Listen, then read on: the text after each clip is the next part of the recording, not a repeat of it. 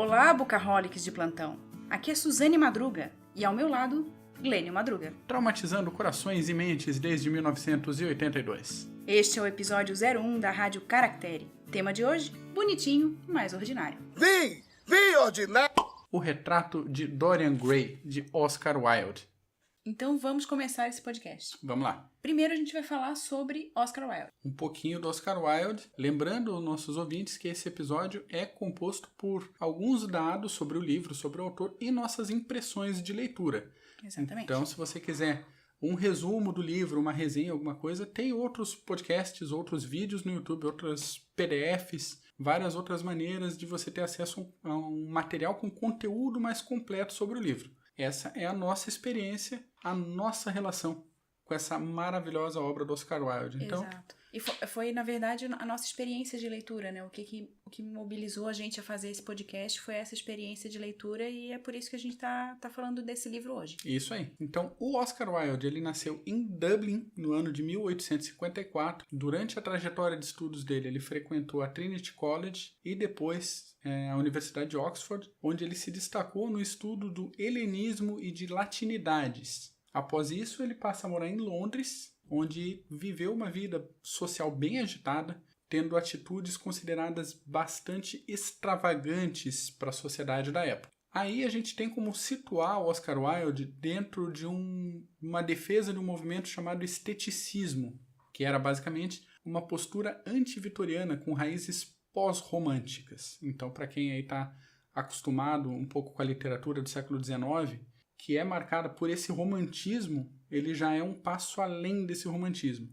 Então, esse movimento ele dava bastante ênfase para valores estéticos em detrimento a temas sociais na literatura, nas belas artes, nas artes decorativas e até no design de interiores. Um passo à frente do romantismo e um passinho antes, uma antecipação ao modernismo que vai marcar o início do século XX. Passada essa época da vida dele, ele se mudou para Paris, onde abandonou o esteticismo e depois retornou a Londres, onde se casou e teve 2 filhos, em 1885 e 1886. Em 1890, ele publicou o seu único romance, que é o tema deste episódio, O Retrato de Dorian Gray. 5 anos depois, ele foi condenado a 2 anos de prisão e trabalhos forçados por se relacionar com diversos rapazes. A tão famosa condenação por sodomia, que foi crime ainda por várias décadas na Inglaterra, mesmo após esse episódio. Então ele acabou culpando o amante dele pela sua condenação, mas continuou alimentando esse amor distante idealizado como forma até de passar esse tempo de prisão e de trabalhos forçados de uma maneira um pouco mais tranquila, com a cabeça um pouco mais tranquila, sem ficar louco com aquela situação. Liberado, posto na rua, pobre, na miséria, com a reputação dele no lixo, mais por baixo que barriga de sapo, ele foi para Paris e viveu seus últimos dias mais tranquilo, mais reflexivo, mais filosófico, até falecer no ano de 1900. Com esse introito? Esse introito, esses prolegômenos? Exatamente. A gente vai começar então a falar um pouquinho do romance, O Retrato de Dorian Gray, que foi um romance muito polêmico para a época, né? Demais. Ele foi cortado na sua edição, depois ele foi modificado, inclusive, pelo autor. E hoje em dia a gente tem várias versões publicadas dele, né? Com corte, sem corte, com prefácio, sem prefácio, com censura, sem censura, para todo gosto. Até a versão infantil tem. Ele foi publicado no ano de 1890, certo? Exatamente, ele foi publicado na Lippincott's Monthly Magazine, uma revista literária americana. Como é que é o nome? Tá de sacanagem comigo, né? Lippincott's Monthly Magazine. Ah, ficou bonitinho. Ficou bonitinho. Mas o editor ficou meio chocado, assim, com as passagens, principalmente as passagens mais quentes de relacionamento entre dois homens. Sim. Exatamente, porque a gente tem uma questão muito importante, que é a presença da homossexualidade no livro. Exatamente. Isso fica claro, a gente leu a edição da Penguin, não tem as partes que foram censuradas, ainda assim a gente percebe essas relações entre os homens, né, fica bem evidente ali a relação entre os 3 homens principais ali, agora já citando, né, o próprio Dorian Gray, o Harry e o Basil. Lord Henry, né? Henry. É o Lord Henry alguma coisa. Isso. Mas é o Lord Henry que o pessoal chama ele de Harry pelo livro.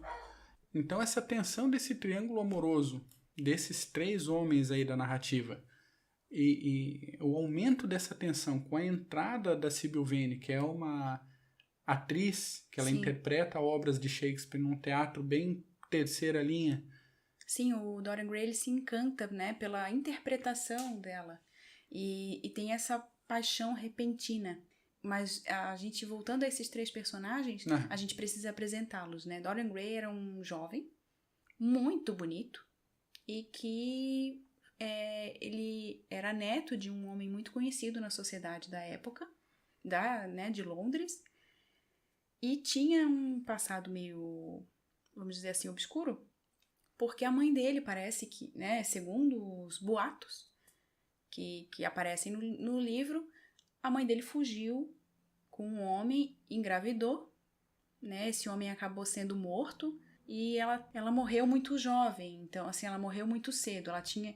Tanto que fala-se a narrativa deixa claro que ele era tão bonito quanto a mãe. E tem o outro personagem que aparece logo nas primeiras páginas do livro.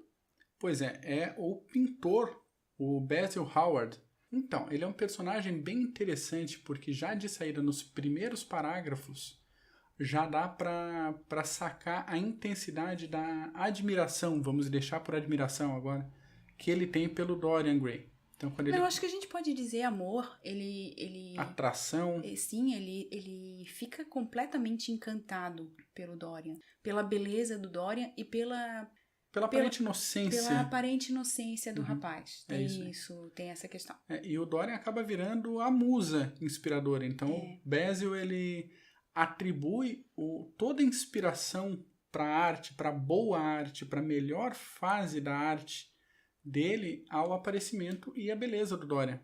Sim, exatamente. E tem toda essa questão. E se a gente for pensar em questão histórica e até em questão artística mesmo, tem toda essa relação, né? O Oscar Wilde, ele faz essa relação com o helenismo, né? Ele puxa essa questão helênica. Essa questão da valorização do belo. Sim, tanto que ele faz a relação com Narciso, que é o personagem que se vê no reflexo das águas e acaba se vê no morrendo. Reflexo exatamente. E por causa dessa apreciação da própria beleza, desse amor à própria beleza. Nesse sentido, eles conhecem... O Dorian está posando para o Basil. Está sendo retratado. Exatamente. E daí, nesse já início de livro, ele é apresentado a um outro amigo, o Harry. O Harry, famoso Harry. O Harry é um personagem interessantíssimo, porque ele representa muito da sociedade de Londres da época. Então, ele é... voltando, né, fazendo um nó ali com o que a gente falou antes do esteticismo, da valorização do belo. Existe um termo para definir esses homens de extremo bom gosto, fantástico senso estético, e que se dedicavam a ser cavalheiros perfeitos e viver vidas intensas, cheias de emoções, cheias de sensações, e que trabalhavam, no caso do Harry, o Harry é esse homem, que é o pelo dandy, menos, né? É o dandy, o termo é dandy. Ele faz esse trabalho de apresentar esse tipo de pensamento para o Dorian Gray. E é uma coisa que irrita o pintor, o Basil Hallward, que primeiro por ciúme, e depois que o Basil já de saída também entende que o Harry pode contaminar a cabeça do Dorian. Sim, pode ser uma má influência, né? Porque o Harry, ele tem uma perspicácia, uma acidez, uma né? acidez maravilhosa. No discurso. Né? E mais pro final do livro, ele deixa claro que aquilo para ele é discurso. O Basil fala isso para ele diversas vezes, assim, você fala esses negócios, mas você não acredita. Isso, você não pensa nisso. Você não pensa assim. Então, isso ele é interessante. Ri e sai de cena, né? Exatamente. Só que essas falas ácidas, essas ironias, elas impregnam de uma maneira muito forte no Dorian Gray. E é isso que faz com que, no momento em que o Basil termina o retrato e o Dorian Gray vê o seu retrato, ele se apaixona pela própria imagem. E uma vez apaixonado pela própria imagem, há uma relação ali, inclusive com os comentários do Harry, sobre o envelhecimento do Dorian e o não envelhecimento do retrato que o lembraria sempre que um dia ele foi belo e bonito, que foi belo e jovem. Nesse momento acontece o pacto fáustico. Para quem já leu o Fausto de Goethe ou alguma outra obra que faz a referência, em poucas palavras, esse pacto fáustico é a negociação da alma do sujeito em troca de algum favor antinatural, vamos dizer assim. Basicamente, beleza e juventude. Beleza e juventude eterna. Que isso fosse passado para o retrato e que o Dorian tivesse isso perene para ele, intocado. E ali o capeta que não faz a negociação direta, mas que está ali ouvindo aquela desgraça, ele corrobora. E daí a gente pode ouvir isso nesse trecho. Como é triste, murmurou Dorian Gray, com os olhos ainda fixos no próprio retrato. Como é triste. Eu vou ficar velho e horrendo e medonho. Ele jamais envelhecerá além deste dia de junho. Se pudesse ser diferente, se eu permanecesse sempre jovem e o retrato envelhecesse. Por isso, eu daria tudo. Sim, não há nada em todo o mundo que eu não daria. Daria minha alma por isso.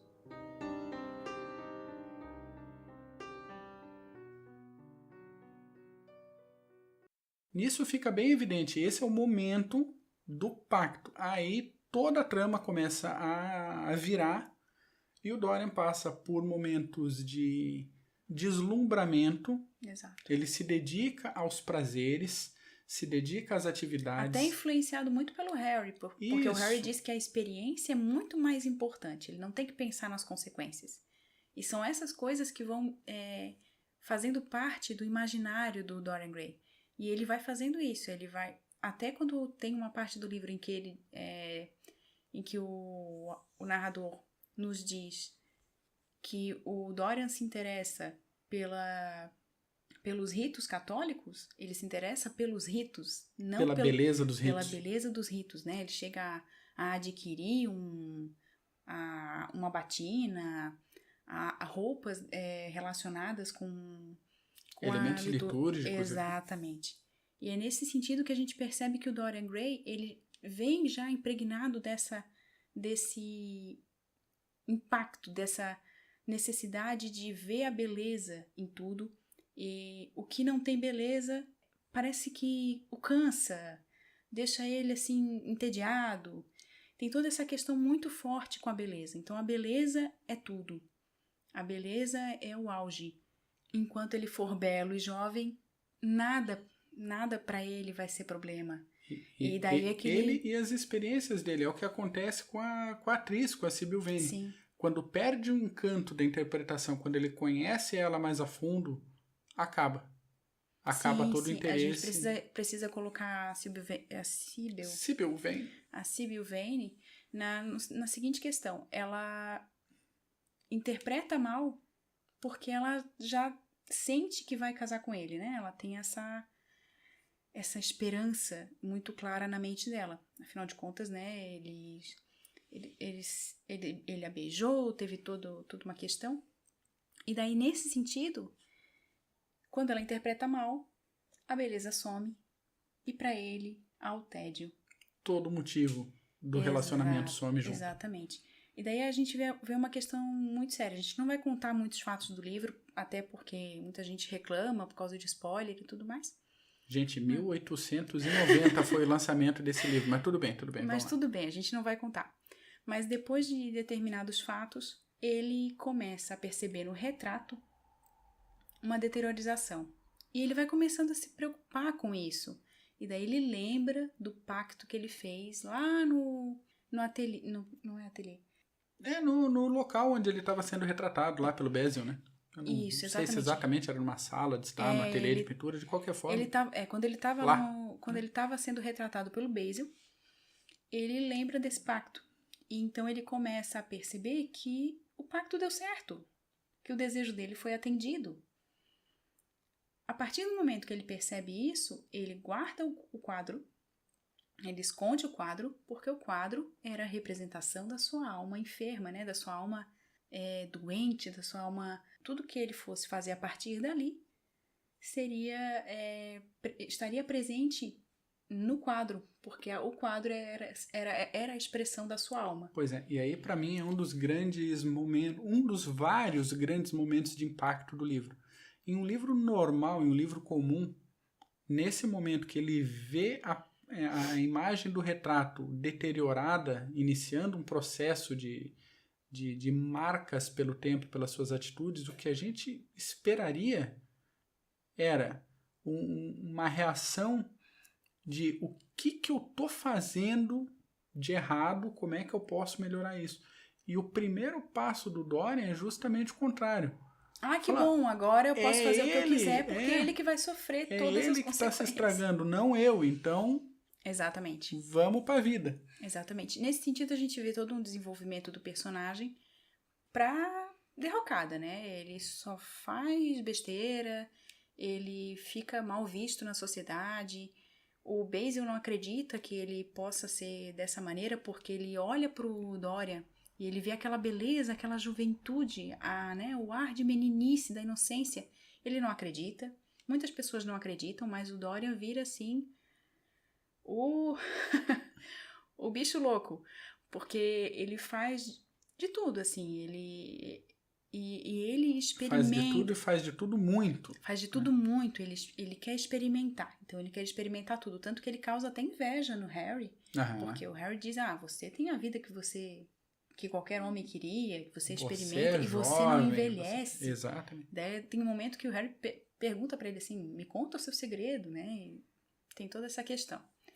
Mas a gente passando mais seguindo logo pro final do nosso podcast e dando conta desse livro, há pontos importantíssimos que é essa relação deles, né? Do Dorian com o Basil e com o Harry. E que essas relações essa relação dos três vai ficar muito presente no livro. Porque o Dorian, ele acaba fazendo muito mal, ele chega ao cúmulo das suas ações e não podemos contar, mas ele comete um crime. Alguns, né? Sim, mas um crime de... né, ele mata alguém. De maior monta, exatamente. E nesse momento ele se choca de uma maneira que ele começa a verificar realmente no quadro toda a deteriorização que a sua alma já se encontra, né? É interessante que a gente está gravando esse episódio no dia 13 de maio de 2018 e seguramente esse livro já entrou no ranking dos melhores livros lidos na minha vida. Só que é um livro que vai precisar ser relido algumas vezes. Né? É um livro que traz experiências pra gente diferentes a cada vez que a gente lê, conforme a nossa maturidade evolui. Outras leituras, né? O Oscar Wilde ele traz muitas referências, né, de outras obras nesse livro. Inclusive tem um livro que o Dorian Gray lê, que ele ganha do Harry, que tem essa questão importante também, que ele se vê no personagem do livro que ele recebe. Isso. Ele manda trazer outras edições do livro, encaderna e faz encadernações por cores para combinar com a sua biblioteca. Lembremos da importância da questão estética. Exatamente. A questão estética, ela permeia toda a obra, né? Então a gente não pode esquecer disso também. E essa questão é importante, assim, de perceber o quanto todas essas referências, elas estão presentes no livro e muitas vezes ali, em muitos momentos, de maneira muito sutil. E muito do que a gente pega dessas referências e dessas vivências do Dorian, de que o Harry fala, o que faz sentido pra gente, o que não faz, as reações do Basil, tudo, a gente tem que lembrar sempre quem escreveu. Exato. Como escreveu, qual foi o contexto da escrita e por que ele escreveu. No prólogo que o Oscar Wilde coloca na edição de 1891, que foi a edição mais completinha, foi a segunda edição que saiu naquela revista de nome complicado que a gente falou agora há pouco, ele tem duas frases-chave. A primeira é o espectador e não a vida que a arte verdadeiramente espelha. Nossa, é forte. Então, é um retrato a história fala do retrato do Dorian, mas a história também nos dá o próprio retrato. Como que a gente acaba conduz sendo isso. o retrato de Dorian Gray acaba sendo o retrato da sociedade londrina a quem ele quer Também, chegar. sim. É muito É uma crítica bem afiada, uma crítica né? bem interessante. Porque a sociedade que condena o Dorian Gray por tudo que ele faz na obra é a mesma sociedade que condenou o Oscar Wilde pelas atitudes dele e que depois do lançamento do livro condenou ele por sodomia a 2 anos de prisão com trabalhos forçados, é exatamente a mesma sociedade britânica vitoriana que praticava junto com ele tudo aquilo que ele praticava, que ele foi condenado. Exatamente. E tem essa questão de se reconhecer na obra, né, que é o que a sociedade fez. Houve uma percepção de realidade na obra, só que eles pegaram a parte em que, acabaram pegando o Oscar Wilde, né, indo pro autor, no crime de sodomia, né? Então aproveitaram o crime de sodomia para pegar a obra do Oscar Wilde. Usaram o livro como prova, né? Exatamente, olha aqui, há indícios de que ele é homossexual. Então são... E até o processo está online, com a devida procura dá para você que nos ouve aí acompanhar os autos do processo na rede. A segunda frase, vou aumentar para 3 frases dele aqui. O artista nunca é mórbido, o artista pode expressar tudo. O que é expressar tudo em 1891? E o que fecha o prólogo dele, e que a gente pensa durante todo o tempo lendo esse livro, o que diabos Oscar Wilde quer exatamente com esse livro? Ele nos diz, e aí a gente não é obrigado a acreditar nele, mas ele nos diz na última frase do prólogo: toda arte é completamente inútil. Então ele introduz dizendo que a arte serve só pela sua beleza, só para ser admirada como tal, e acabou. E daí vem um paradoxo, né? A gente tem um paradoxo. Porque ele diz, né, como autor, que a arte não serve para nada. Por outro lado, durante toda a obra a gente percebe o quanto a alma do Dorian Gray vai sendo deteriorada pelos malfeitos do Dorian Gray. Então, assim, faz o mal e olha só como é que vai ficar a tua alma. Exatamente. Mais ou menos nesse sentido. E nesse sentido é um paradoxo, tá? Então, ele montou uma arte, vamos pegar o retrato como uma arte, como uma obra de arte. Tá, ela não serve pra nada, mas ela serviu pra fazer o pacto, pra dar essa segurança do mal a ser feito. Então, vamos... Por mais que o Oscar Wilde criticasse toda essa sociedade londrina moralista e quisesse justamente alfinetar essa sociedade, a obra dele, de uma certa forma, faz justamente isso. Ela serve quase como uma obra moralista. É verdade. Né? Apesar de ele ser conhecido como alguém que não suportasse o moralismo, né? Que ele é considerado um escritor que critica esse moralismo da sociedade vitoriana. Né? Exatamente. Tanto que ele era bem humorado, ele tinha esse negócio de sacadas rápidas. Sim. O texto é muito bom.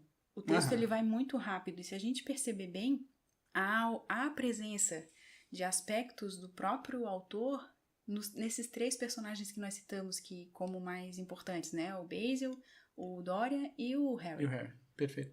O Dorian, olha só. O tanto que a gente mistura o autor e o personagem às vezes. O Oscar Wilde chegou a comentar, aspas aqui, Basil Hallward é o que eu penso que sou. Lord Henry é o que o mundo pensa de mim. Dorian Gray é o que eu gostaria de ser, em outras eras talvez. Porque no momento que ele fala isso, ele já tinha abandonado a questão de esteticismo, ele já tinha tomado jeito na vida. Mas ele se vê um pedacinho dele, ele colocou um pedacinho, uma época dele, alguns aspectos da própria personalidade nos 3 grandes personagens dessa obra. Exatamente. Finalizando então esse nosso podcast sobre o retrato de Dorian Gray, acho que a gente procurou trazer essas questões relevantes acerca da obra, o que a gente considerou relevante a partir da nossa leitura. Tem muito mais coisa. É um livro fantástico. É um livro que dá para sentar e ficar conversando horas, assim, porque é muita coisa. A gente faz muita referência. A parte que há referências ao helenismo, a gente tem várias ideias. E É que um livro- final. Exato. Nossa, o final é uma Gente, coisa assim, que final. credo. É um final até, se a gente for pensar bem, previsível. A gente já começa o livro meio que sabendo como é que o negócio vai terminar. Só que a maneira que ele chega nesse final, e o impacto que esse final dá na gente, que a gente fecha o livro, olha para uma parede vazia e pensa, caramba, que livro. É um livro muito bom, vale muito a pena a leitura, a releitura, a discussão. Então, se vocês estiverem com vontade de escrever pra gente, de colocarem seus pontos de vista, dizer, eu acho que foi isso, acho que não é aquilo, por favor, entrem em contato com a gente, coloquem as suas opiniões.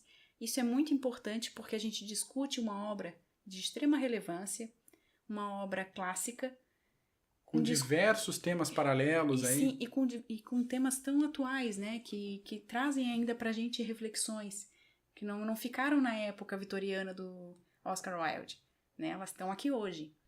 Então, nós convidamos a todos para entrar em contato conosco, para mandarem um e-mail para Qual é o e-mail? caractere.blog@gmail.com. Isso aí. E serve também comentários nos devidos campos de escrita. Se você estiver acompanhando a gente pelo YouTube, tem lá o comentáriozinho. Se Exato. tiver, já deixa um joinha. Se gostou desse episódio, já deixa um joinha pra gente. Mas coloca ali alguma coisa se quiser comentar. Que a gente responde. Sugerir, se quiser mandar alguma sugestão de pauta, de livro, de alguma Até coisa. de leitura paralela para essa De obra. complementação, Exatamente. isso aí. Porque é uma leitura que é muito profunda, né? Não tem como fazer a leitura desse livro de uma maneira superficial. Senão você vai ficar assim, é a história de alguém que, ele foi pintado, a alma dele foi pro quadro e tudo bem. E tem muito mais para espremer desse livro. Tem muita coisa. É uma obra extremamente profunda e que vale muito a pena. E estamos também no Instagram e no Twitter. Só procurar lá Caractere Books, Exatamente. que a gente tá por aí. Gente, é isso por hoje. Abração para todo mundo, boas leituras e até o próximo episódio. Até a próxima, pessoal.